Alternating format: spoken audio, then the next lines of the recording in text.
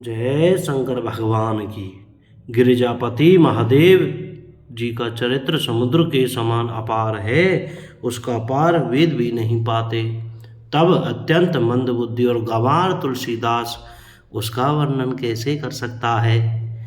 शिव जी के रसीले और सुहावने चरित्र को सुनकर मुनि भरद्वाज जी ने बहुत ही सुख पाया। कथा सुनने की उनकी लालसा बहुत बढ़ गई। नेत्रों में जल भर आया तथा रोमावली खड़ी हो गई।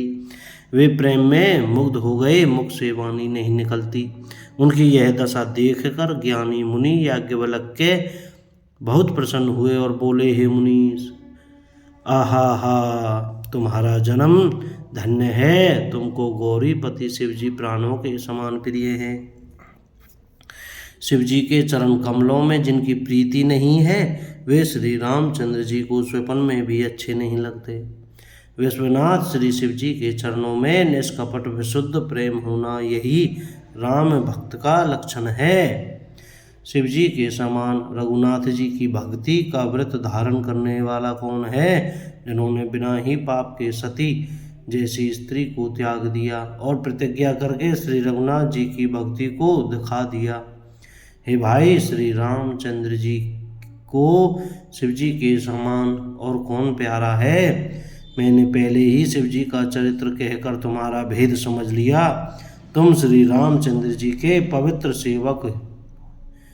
सेवक हो और समस्त दोषों से रहित हो। मैंने तुम्हारा गुण और शील जान लिया। अब मैं श्री रघुनाथ जी की लीला कहता हूँ, सुनो।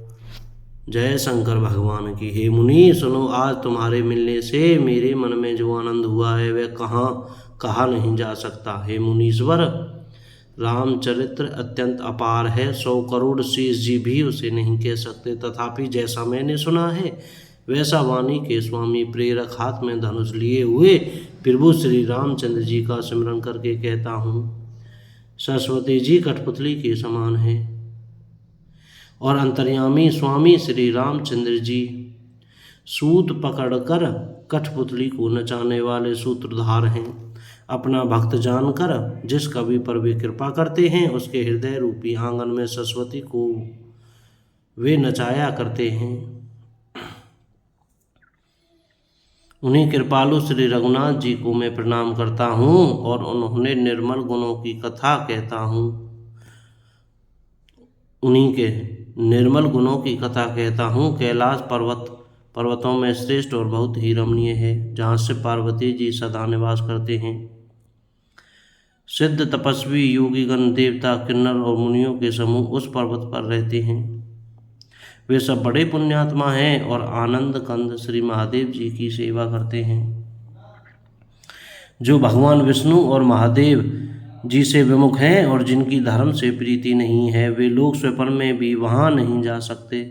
उस पर्वत पर एक विशाल बरगद का पेड़ है, जो नित्य नवीन और सब काल 6 ऋतुओं में सुंदर रहता है।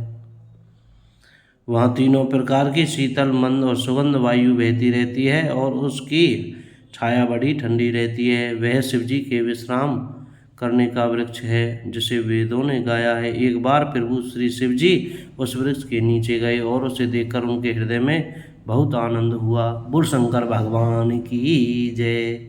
जय हो मेरे ठाकुर जी महाराज।